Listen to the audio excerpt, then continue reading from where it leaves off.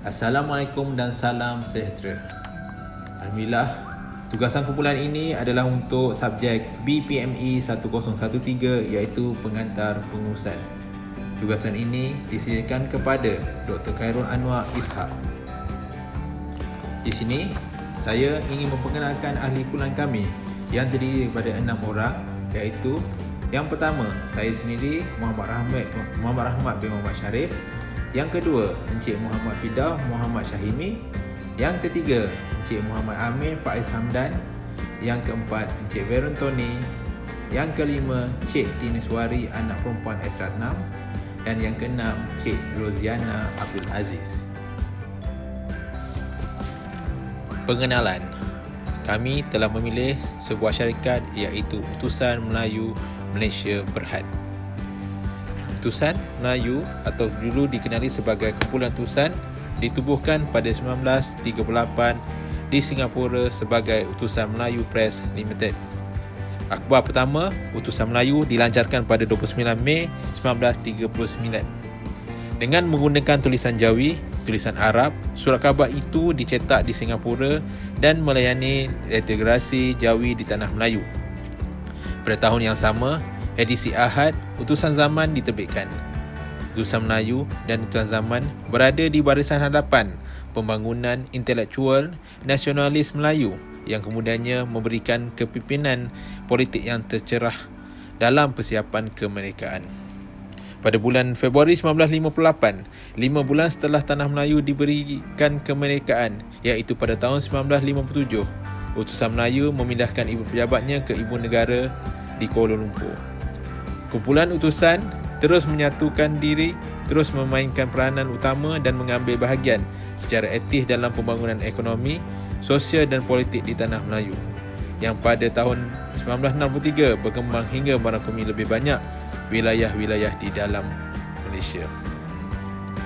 Pada tahun 1967, menyaksikan kumpulan utusan digabungkan menjadi Syarikat Berhad Awam di bawah Akta Syarikat sebagai Utusan Melayu Malaysia Berhad.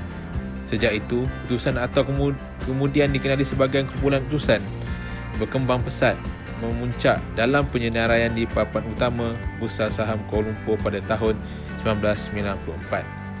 Walaupun dengan pencapaian sedemikian, kumpulan utusan tidak bergantung pada kejayaannya. Pada tahun 1997, kumpulan utusan memasuki dunia multimedia dengan melancarkan Utusan Malaysia Online, surat khabar online pertama di Malaysia dengan teks dan visual penuh.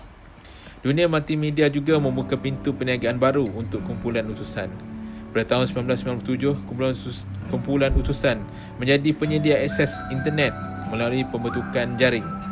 Hari ini, dengan lebih daripada 10 syarikat aktif yang terlibat dalam perniagaan yang terdiri daripada penerbitan hingga pengurusan sistem komputer, kumpulan utusan bersedia menjadi pintu masuk ke peluang perniagaan yang lebih besar bagi pelabur tempatan dan antarabangsa yang ingin memanfaatkan sepenuhnya peluang Malaysia atas dorongan pantas ke era maklumat.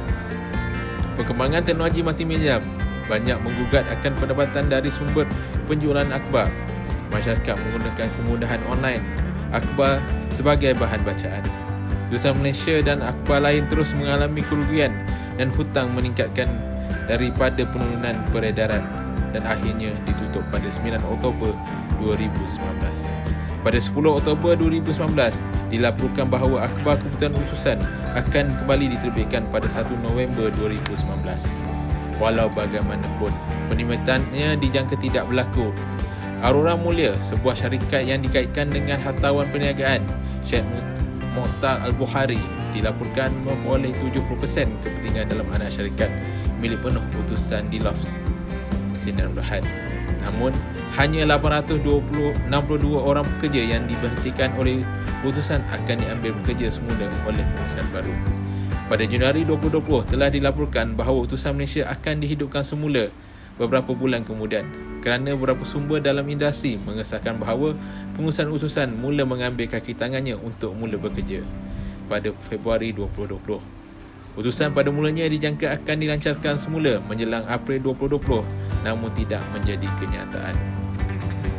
Pada 20 Julai, Utusan Malaysia bersama Kosmo kembali beroperasi dengan slogan pemikiran baru di bawah syarikat Media Mulia Sindiran Berhad. Kumpulan utusan ditubuhkan pada tahun 1938 di Singapura sebagai Utusan Melayu Press Limited. Pada bulan Februari 1958, 5 bulan setelah Tanah Melayu diberikan kemerdekaan pada tahun 1957, Utusan Melayu memindahkan ibu pejabatnya ke Ibu Negara Kuala Lumpur. Visi dan misi Utusan Melayu Berhad. Visi: menjadi syarikat pilihan pelbagai media terkemuka. Manakala misi Utusan Melayu Berhad adalah seperti berikut. Yang pertama, untuk terus mengembangkan dan menawarkan produk dan perkhidmatan yang inovatif dan berkualiti melalui penerapan teknologi canggih. Yang kedua, membangunkan tenaga kerja yang cekap, berpengetahuan dan bermotivasi melalui pengurusan sumber manusia yang komprehensif. Yang ketiga, mengamalkan amalan industri yang baik di seluruh kumpulan sambil menjaga alam sekitar. Dan yang keempat, untuk menjalin pakatan strategik dengan rakan tempatan dan asing untuk memperoleh akses global ke teknologi terdepan dan meningkatkan jangkauan pasaran. Pada tahun 1994, Utusan Melayu Malaysia telah tersenarai di Bursa Saham Malaysia. Pada tahun 2014 pula, Utusan Melayu Malaysia berjaya mencapai pendapatan tahunan sebanyak RM291 juta Malaysia. Namun, segalanya bertukar menjelang tahun 2015 sehingga 2017 kerana syarikat ini mengalami penurunan pendapatan. Akibat pertukaran kerajaan pada tahun 2018, Utusan Melayu Malaysia mengalami kerugian pendapatan. Hal ini menyebabkan Utusan Melayu Malaysia terpaksa menamatkan penerbitan pada tahun 2019. Bukan setakat itu saja, Utusan Melayu Malaysia terpaksa tutup pada tahun yang sama. Berikutnya, Utusan Melayu Malaysia telah diambil alih oleh Alora Mulia Sindiran Berhad pada tahun lepas itu, iaitu 2020. Utusan Melayu Malaysia telah bangkit semula dan memulakan operasi penerbitan mereka sehingga sekarang.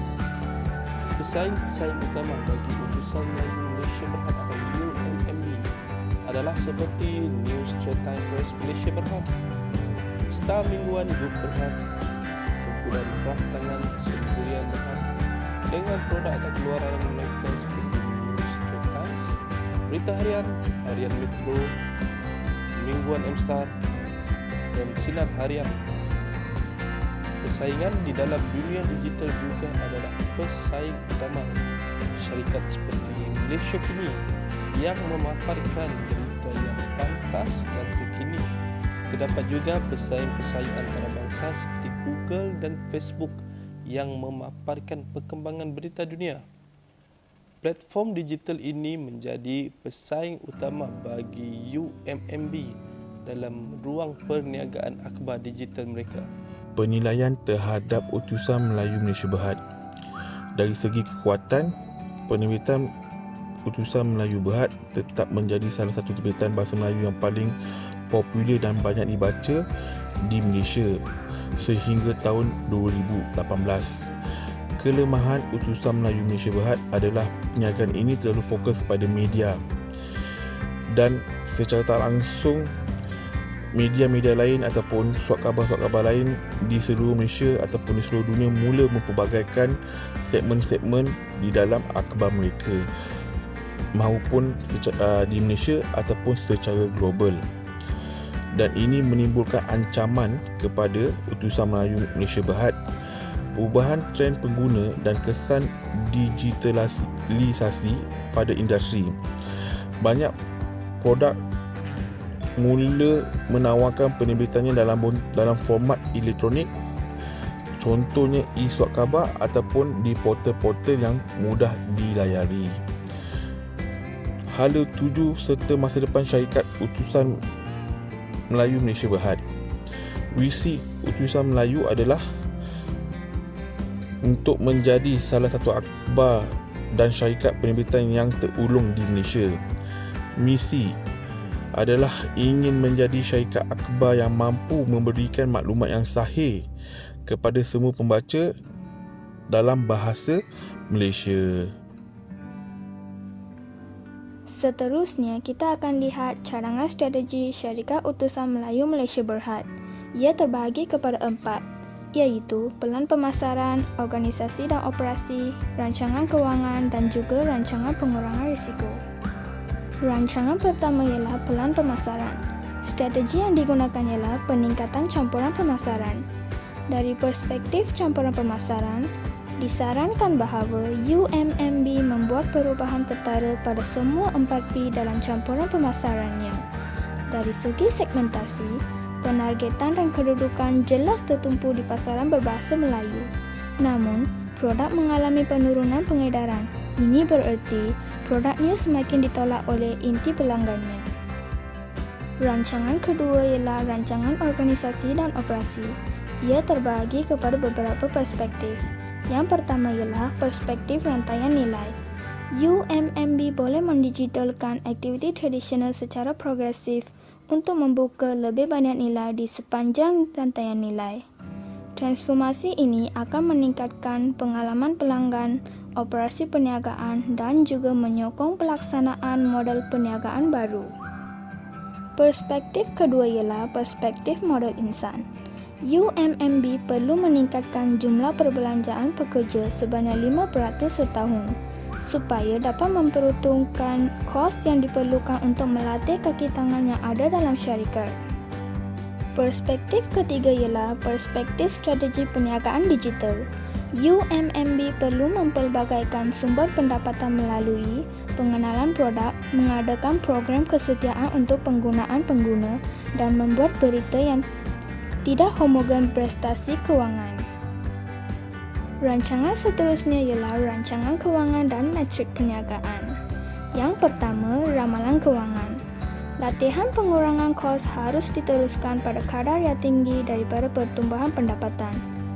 Kedua, perbelanjaan lain harus dikurangkan sehingga 20% untuk mendapatkan dana tambahan untuk memacu pengembangan kandungan berita. Seterusnya ialah petunjuk prestasi utama. UMMB perlu memastikan pertumbuhan pendapatan sesuai. Kedua ialah memastikan perbelanjaan pekerja dinaikkan sebanyak 5%. Seterusnya ialah kos dikurangkan secara berterusan setahun. Strategi yang akhir ialah pelan pengurangan risiko dan kemungkinan. Risiko pertama ialah risiko pembangunan produk. Seterusnya, risiko manusia iaitu pengambilan hak dalam organisasi. Yang ketiga ialah risiko kewangan. Risiko terakhir ialah risiko pasaran iaitu persaingan yang wujud di pasaran. Itu sahaja daripada kami. Sekian, terima kasih.